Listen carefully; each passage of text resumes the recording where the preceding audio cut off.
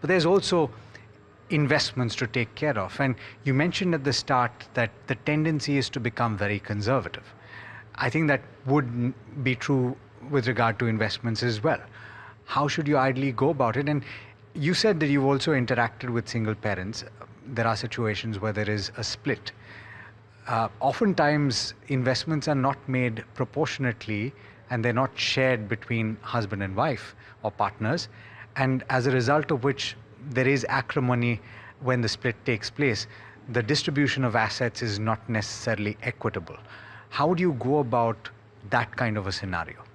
So I think, the starting point to any of this is always to be clearly, far more involved with money matters.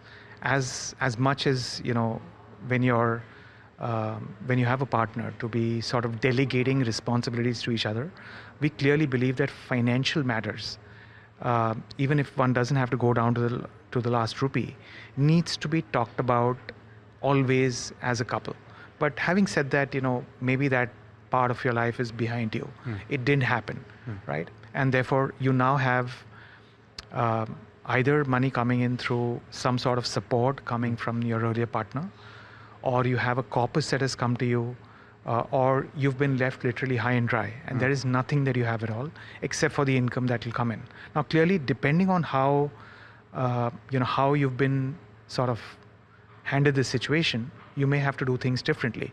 Clearly, the worst situation to be in is now be completely dependent on your income, and therefore the tendency is to, be conservative naturally, because first of all, you're going to a space which you may not have ever spent time on, and it's uncomfortable. And the second is the added responsibility of saying that I have to make these decisions for myself and for my child or children, adds even more pressure. So one of the best ways to deal with this is literally to build your goals out or your milestones out, saying that, okay, what are my requirements of money over shorter periods of time? When I define short term here, I'm talking about anything coming up in the next 3 years. What is it that I think I'll require in the medium term, which could be anywhere between 3 years to 10 years? And what is it that I require over long periods of time, which is 10 years plus? Now, the moment you start building out your life, thinking about in this way,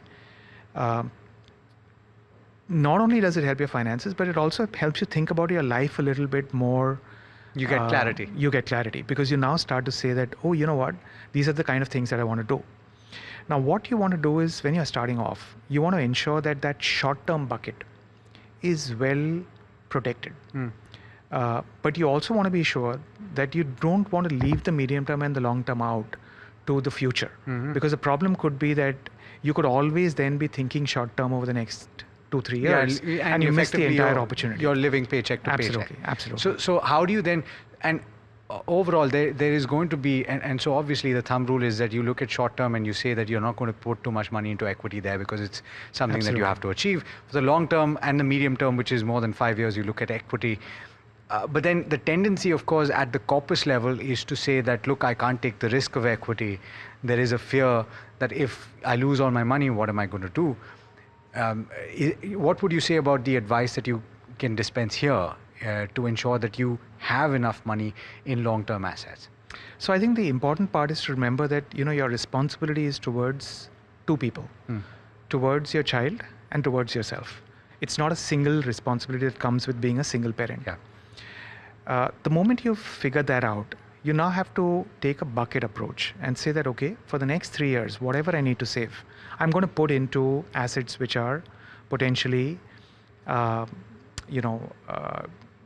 short-term assets. So you use instruments like deposits, you use debt mutual funds, you may use arbitrage funds, you may use other instruments. A lot of this also depends on taxation for you. And that could vary depending on your income.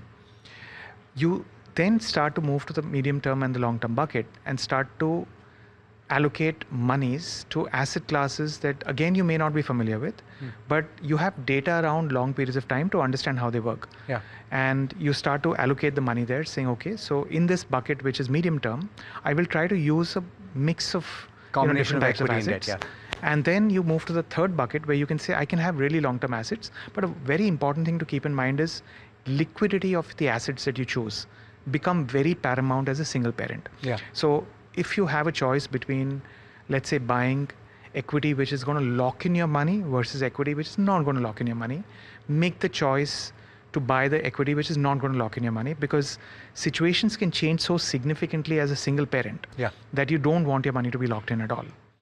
Disclaimers: investment in securities market are subject to market risks. Read all the related documents carefully before investing.